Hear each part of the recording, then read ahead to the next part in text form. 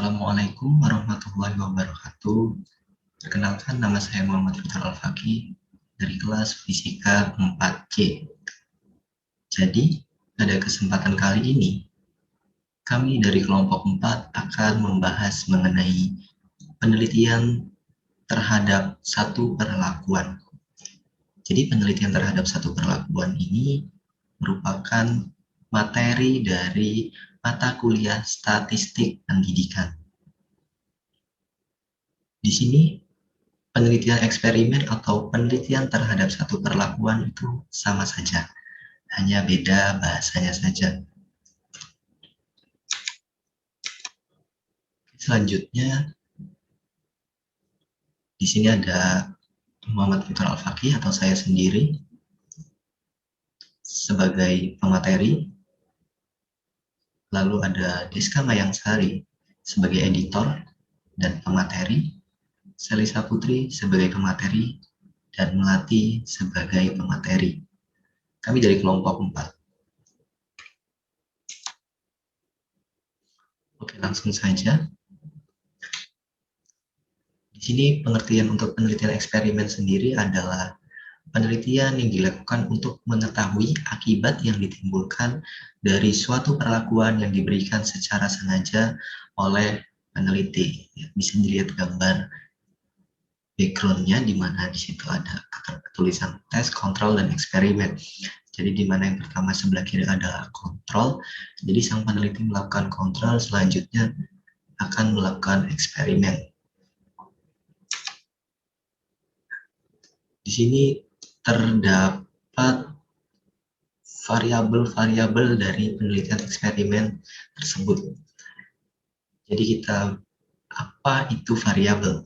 Variabel adalah segala sesuatu yang berkaitan dengan kondisi, keadaan, faktor, perlakuan, atau tindakan yang diperkirakan dapat mempengaruhi hasil eksperimen.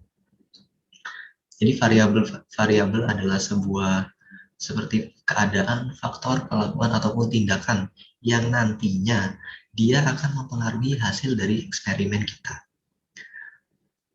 Nah, di sini kita dalam penelitian eksperimen ini, saya mengangkat mengenai variabel non-eksperimental, di mana variabel non-eksperimental ini sebagian dapat dikontrol, baik untuk kelompok eksperimen maupun kelompok kontrol.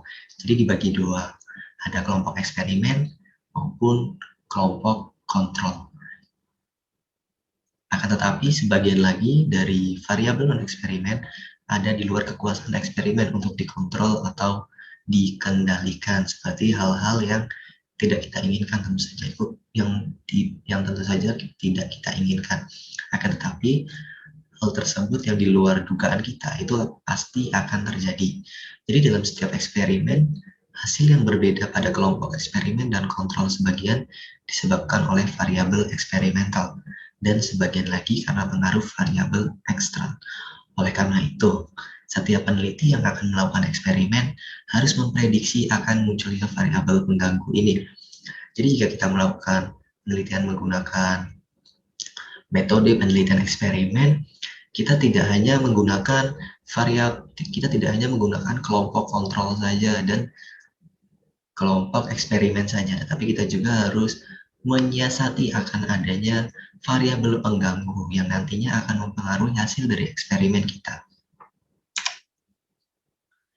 Oke, di sini ada penelitian eksperimen dalam bidang pendidikan.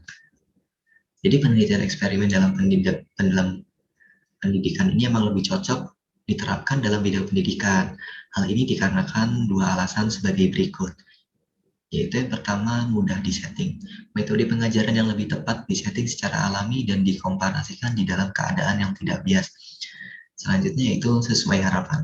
Penelitian dasar dengan tujuan menurunkan prinsip umum teoritis ke dalam ilmu terapan yang sesuai dengan permasalahan yang dihadapi oleh sekolah. Selanjutnya yaitu penelitian eksperimen pendidikan sendiri itu masih dibedakan menjadi dua, di mana yang pertama adalah penelitian eksperimen yang dilakukan di dalam laboratorium dan penelitian eksperimen yang dilakukan di luar laboratorium. Nah, di sini ada salah satu keunggulan dari penelitian eksperimen di luar laboratorium. Jadi variabel eksperimen dapat lebih kuat. Yang kedua, maksudnya variabel eksperimen dapat lebih kuat ini adalah bahwasannya variabel kontrolnya itu jelas karena dia tidak melakukan di dalam laboratorium. Karena jika di laboratorium biasanya variabel eksperimennya akan sedikit lemah karena akan ada hasil yang sedikit berubah-ubah. Selanjutnya yaitu lebih mudah dalam memberikan perlakuan. Seperti penjelasan yang tadi, bahwasannya keunggulan eksperimen di luar laboratorium adalah kita akan lebih mudah dalam memberikan perlakuannya. Selanjutnya, dapat melakukan setting yang mendekati keadaan sebenarnya. Dan yang terakhir adalah hasil eksperimen akan lebih aktual karena kita menggunakan beberapa studi kasus dan metode yang kita berikan. Selanjutnya adalah metode eksperimen.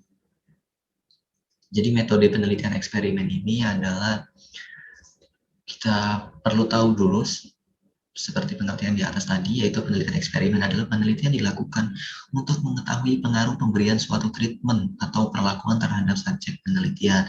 Seperti contohnya, bagaimana pengaruh penggunaan website dalam belajar siswa kelas 11 MIA di sekolahan apa misalkan.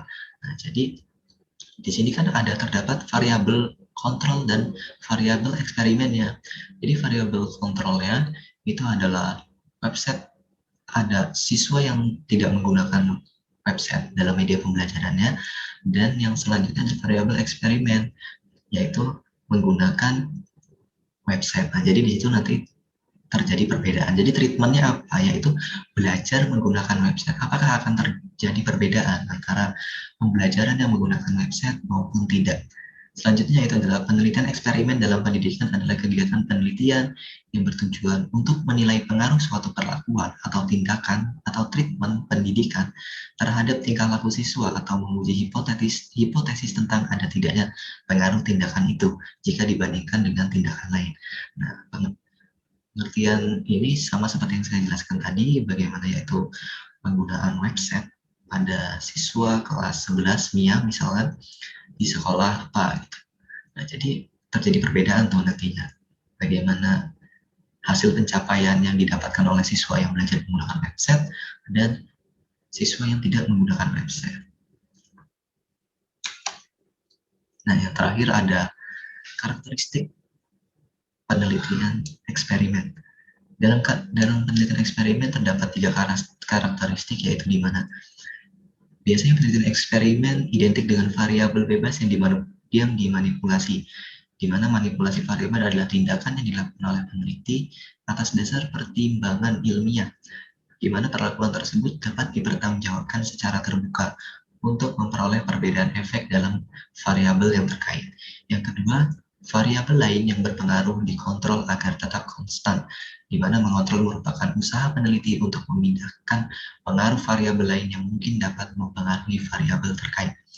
Dan yang terakhir adalah observasi langsung oleh peneliti. Jadi penelitian eksperimen ini sangat identik dengan observasi langsung dilakukan oleh peneliti, di mana tujuan dari kegiatan observasi tersebut adalah untuk melihat dan mencatat segala fenomena yang muncul yang menyebabkan adanya perbedaan di antara dua grup.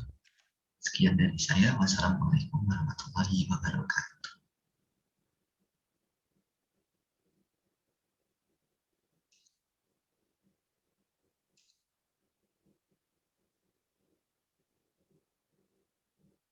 Assalamualaikum warahmatullahi wabarakatuh.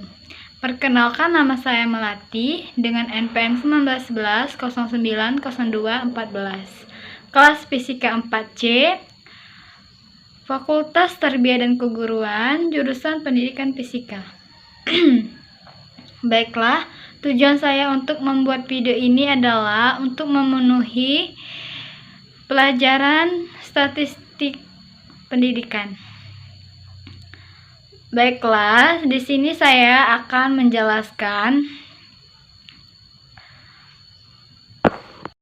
tujuan penelitian eksperimen. Tujuan umum penelitian eksperimen adalah untuk meneliti pengaruh dari suatu perlakuan tertentu terhadap gejala suatu kelompok tertentu dibanding dengan kelompok lain yang menggunakan perlakuan yang berbeda. Adapun syarat penelitian eksperimen. Yang pertama adalah kegiatan mengontrol merubah secara sistematis keadaan tertentu.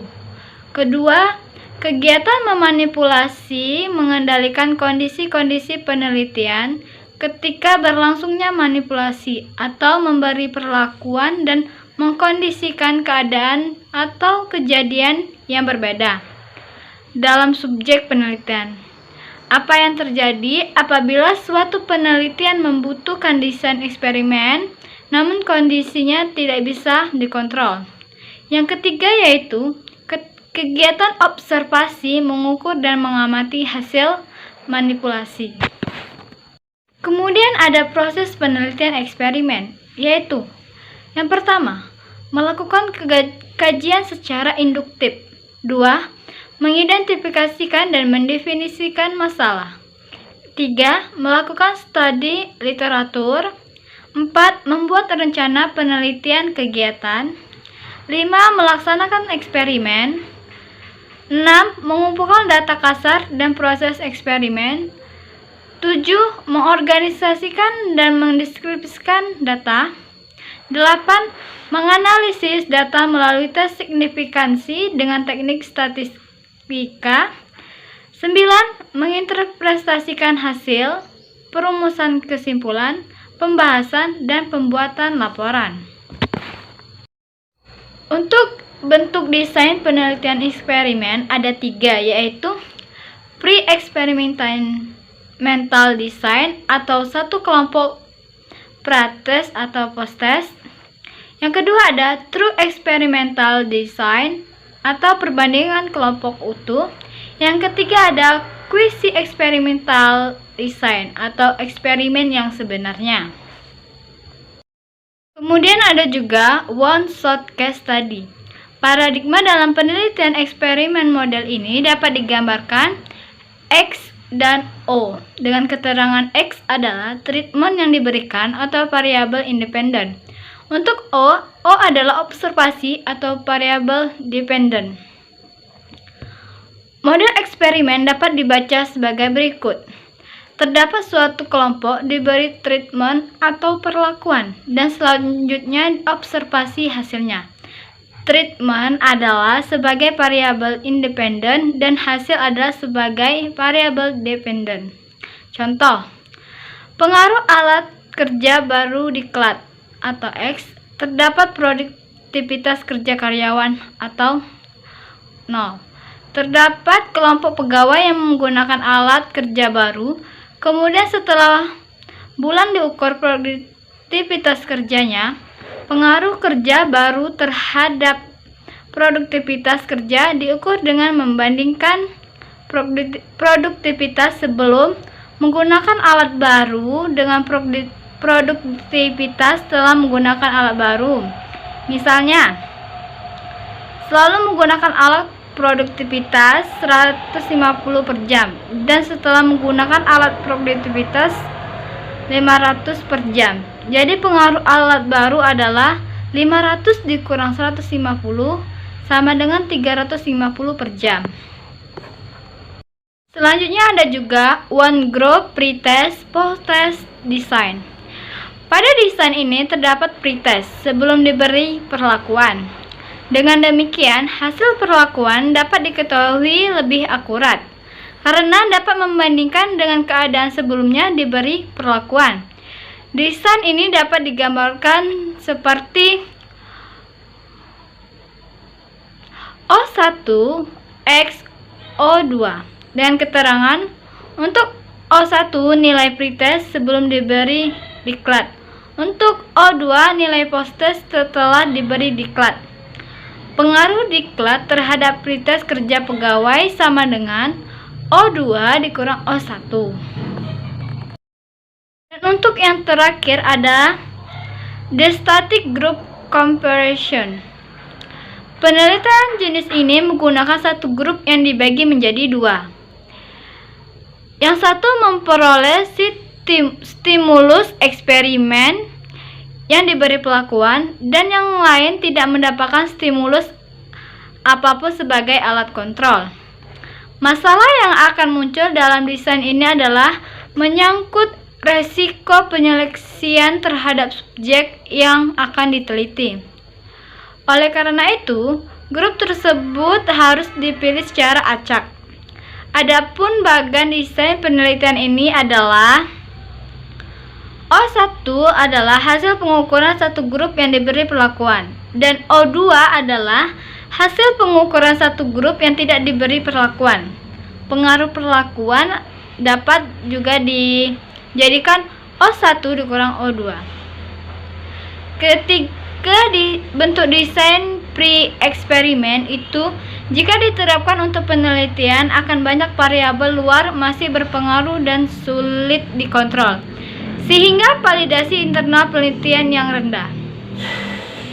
Baiklah, sekian dari penjelasan dari saya. Apabila ada yang salah, saya minta maaf karena saya juga masih belajar.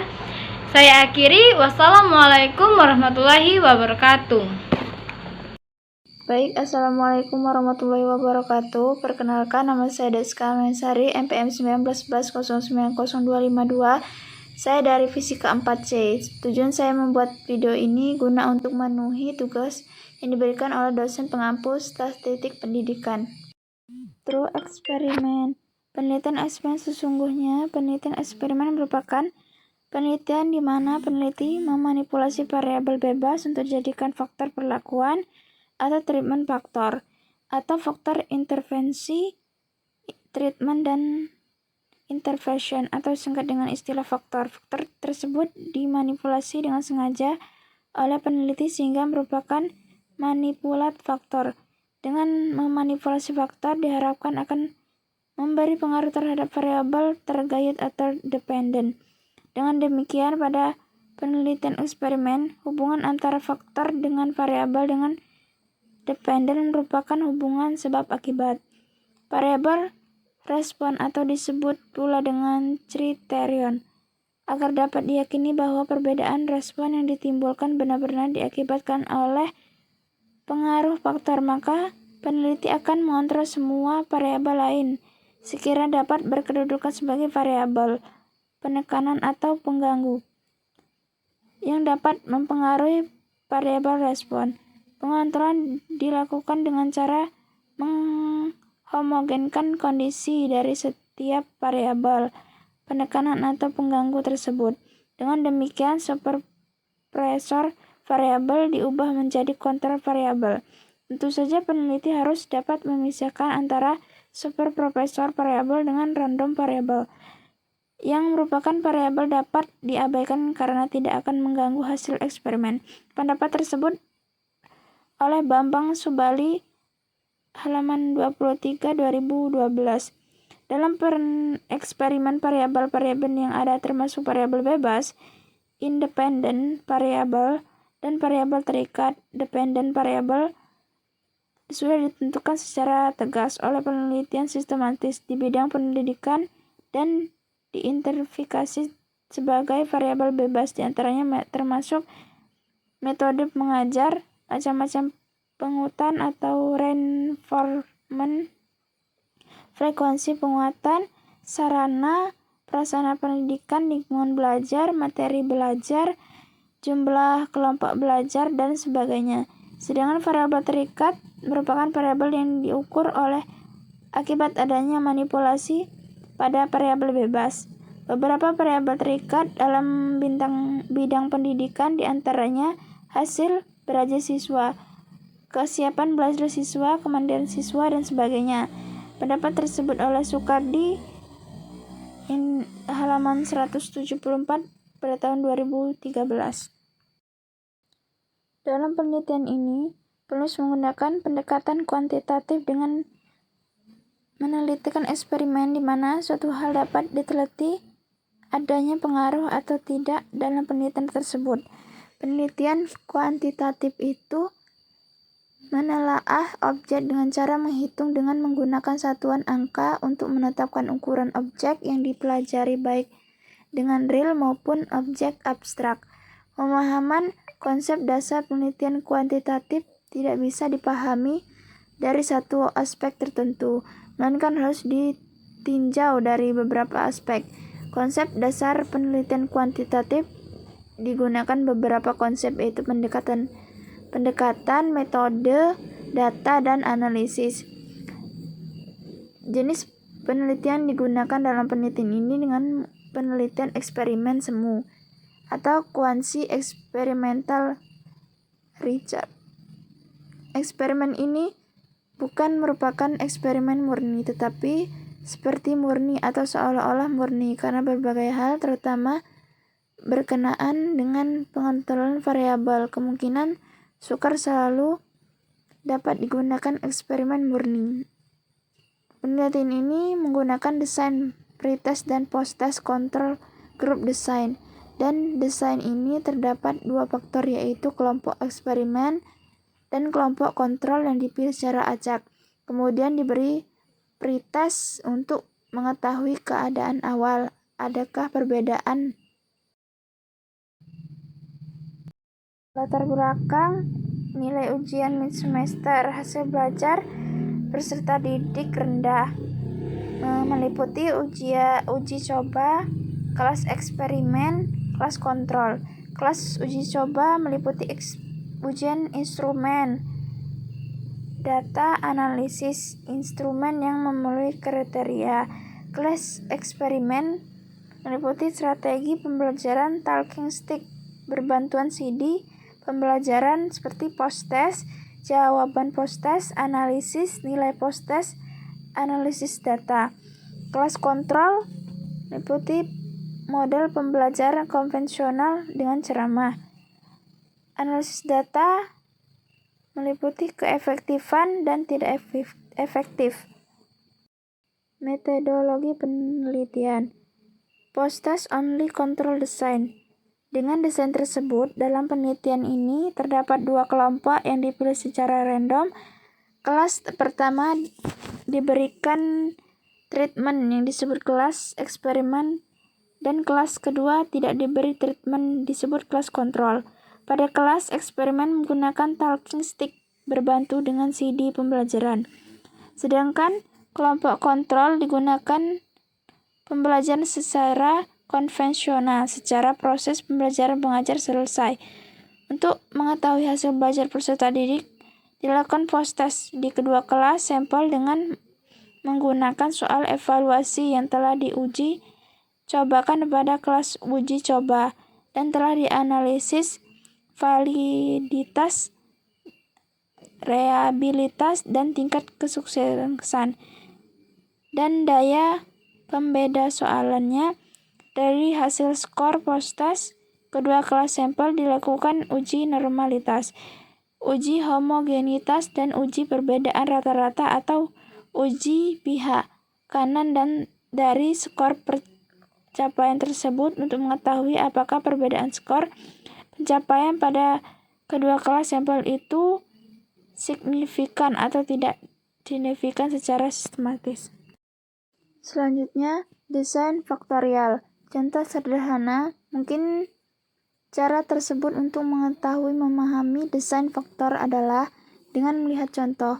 Bayangkan sebuah desain di mana kita memiliki program pendidikan, di mana kita ingin melihat berbagai variasi program untuk melihat mana yang paling berhasil. Misalnya, kami ingin memvariasikan jumlah waktu anak-anak menerima instruksi, dengan satu kelompok mendapatkan 1 jam pembelajaran per minggu, dan kelompok lainnya mendapatkan 4 jam per minggu. Dan kami ingin memvariasikan pengaturan dengan satu kelompok mendapatkan instruksi di kelas, mungkin ditarik ke sudut kelas, dan kelompok lain ditarik ke keluar kelas untuk instruksi di lain ruangan lain. Kita dapat berpikir tentang memiliki 4 kelompok terpisah untuk melakukan ini. Tetapi ketika kita memvariasikan jumlah waktu dalam pengaturan apa yang akan kita gunakan di dalam kelas atau menarik, dan saat kami mempelajari latar. Selanjutnya, eksperimen semu. Penelitian eksperimen adalah penelitian yang bertujuan untuk meramalkan dan menjelaskan hal-hal yang terjadi atau yang akan terjadi di antara variabel-variabel tertentu melalui upaya manipulasi atau pengontrolan variabel tersebut atau hubungan di antara mereka, agar ditemukan hubungan, pengaruh, atau perbedaan salah satu atau lebih variabel. Secara umum, penelitian eksperimen dibagi menjadi dua, yaitu eksperimen betul atau true eksperimen. Yang kedua, eksperimen tidak betul-betul, tetapi hanya mirip eksperimen, disebut dengan quasi eksperimen design. Perbedaan yang mendasar dari dua jenis ini adalah penelitian eksperimen betul atau true eksperimen mengontrol semua variabel yang dikehendaki, sedangkan untuk penelitian eksperimen semu atau quasi eksperimen design, peneliti tidak mampu mengontrol semua variabel yang mampu mempengaruhi. Selanjutnya, time series design, berarti kelompok tersebut keadaannya labil, tidak menentu, dan tidak konsisten. Setelah kestabilan keadaan kelompok dapat diakui atau diketahui dengan jelas, maka baru diberi treatment. Desain penelitian ini hanya menggunakan satu kelompok saja, serta tidak memerlukan kelompok kontrol. Selanjutnya, jenis penelitian digunakan dalam penelitian ini adalah quasi eksperimen atau eksperimen semu dengan desain non-equivalent control group design. Penelitian ini dilakukan dengan memberi perlakuan kepada kelompok eksperimen dan menyediakan kelompok kontrol sebagai pembanding. Penetapan jenis penelitian quasi eksperimen ini dengan alasan bahwa penelitian ini berupa penelitian pendidikan yang menggunakan manusia sebagai subjek penelitian. Manusia tidak akan sama dengan sifat labil. Oleh sebab itu, variabel asing yang mempengaruhi perlakuan tidak bisa dikontrol secara ketat sebagaimana yang dikehendaki dalam penelitian berjenis eksperimen murni. Desain ini terdiri atas dua kelompok yang masing-masing diberikan pretest dan posttest, yang kemudian diberi perlakuan dengan menggunakan model pembelajaran berbasis DDCT dan tanpa menggunakan model pembelajaran berbasis DDCT. Pada dasarnya, kelompok kontrol non-equivalent ini sama dengan desain eksperimental murni, pretest, dan posttest kelompok kontrol, kecuali penetapan subjek secara acak. Langkah-langkah desain quasi eksperimen kelompok non-equivalent control group design dapat dijabarkan sebagai berikut. Desain penelitian pretest, posttest, control group design memiliki dua kelompok E, K. Keterangan E. Kelompok eksperimen, kelompok yang diberikan perlakuan dengan model pembelajaran berbasis DDCT. K. Kelompok kontrol, kelompok yang tidak diberi perlakuan dengan model pembelajaran berbasis DDCT. O1. Pretest, kelompok eksperimen. O2. Posttest, kelompok eksperimen. O3. Posttest, kelompok kontrol. O4. Posttest, kelompok kontrol. Dan X menggunakan model pembelajaran berbasis DDCT dalam pembelajaran PPKN. Assalamualaikum warahmatullahi wabarakatuh. Sebelumnya, perkenalkan, nama saya Serisa Putri, NPM 1911090248, jurusan Pendidikan Fisika kelas 4C. Baik, di sini saya membuat video kali ini tujuannya untuk memenuhi tugas dari mata kuliah Statistik Pendidikan yang diampu oleh Ibu dosen Happy Komisaris MSI. Baik, di sini saya akan menjelaskan materi tentang validitas penelitian eksperimen.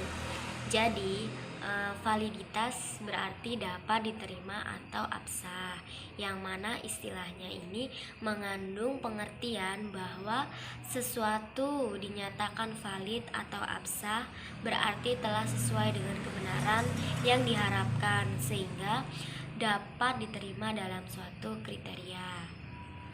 Maka dalam setiap penelitian eksperimental yang berkaitan dengan validitas internal mengandung beberapa kelemahan, yaitu kelemahannya history, maturation, testing, intervention, selection, statistical regression, experiment, mortality, detection of trend. Maka dari kelemahan-kelemahan tersebut dapat dijelaskan yaitu sebagai berikut. Yang pertama, history.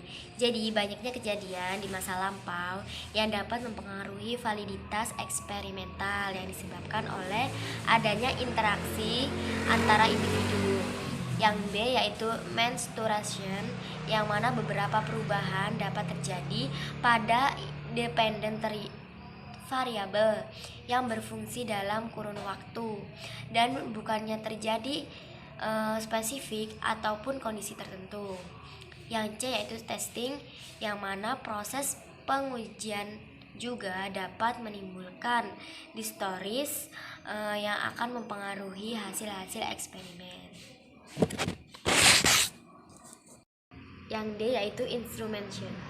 Instrumen yang digunakan dalam penelitian eksperimen kadangkala sudah tidak sesuai lagi dengan standar yang berlaku. Yang E yaitu selection. Jadi penelitian terkadang juga masih menggunakan unsur-unsur subjektivitas, yang mana dalam memilih orang yang dijadiin objek eksperimen yang baik. Yang ke V yaitu eksperimen mortality. Dalam penelitian ini eksperimen seringkali terjadi perubahan komposisi kelompok yang observasi, yang mana itu tuh jadinya ada anggota-anggota kelompok yang harus di drop karena tidak sesuai dengan situasi pengetesan saat tertentu. Yang terakhir yaitu G, statistical regression, yang mana penelitian ini terkadang juga dihadapkan pada kesulitan apabila hasil yang diperoleh dalam penelitian ini menghasilkan skor yang ekstrim. Jadi itu tadi penjelasan dari kelemahan dari validitas penelitian eksperimen tersebut. Jadi materi selanjutnya yaitu pengaruh validitas eksternal. Yang pertama A yaitu interaction of treatment and treatment, yang mana kelemahan ini terjadi apabila pengalaman responden lebih dari satu treatment. Jadi seseorang yang dipilih sebagai objek eksperimen mungkin pernah mengalami eksperimen yang sama, maka pengamatan kedua terhadap si responden tersebut akan menjadi biasa. Yang B yaitu interaction of testing and treatment. Jadi dalam eksperimen PRESS ini responden harus dipekekkan agar mendorong eksperimen dengan alternatif yang berbeda. Yang C yaitu interaction of selection and treatment, yang mana hal ini menimbulkan pertanyaan dalam membuat generalisasi antara beberapa kategori manusia antara grup, sebab di antara mereka itu telah terjadi hubungan original yang telah terbentuk sebelumnya. Yang D yaitu interaction of setting and treatment, yang mana antara setting penelitian dengan treatment yang dilakukan itu akan terjadi interaksi antara keduanya. Dengan demikian interaksi keduanya akan mendukung jalannya proses penelitian yang sedang dilakukan. Yang E yaitu interaction of history and treatment, yang mana kadangkala terjadi hubungan sebab akibat antara kejadian masa lalu dan masa sekarang yang merupakan kejadian tak biasa berpotensi tidak dapat diukur dalam penelitian. Jadi yang selanjutnya yaitu cara mengatasi kelemahannya. Untuk mengatasi kelemahan-kelemahan tersebut, ada 4 strategi umum untuk dapat digunakan untuk memperbaiki validitas eksternal. Antara lain yaitu yang pertama, menggunakan pilihan acak random untuk memilih orang. Setting atau waktu yang digunakan dari populasi yang ada agar generalisasi menjadi lebih baik. Yang kedua yaitu membantu agar grup individu manusia ataupun settingannya dibuat heterogen.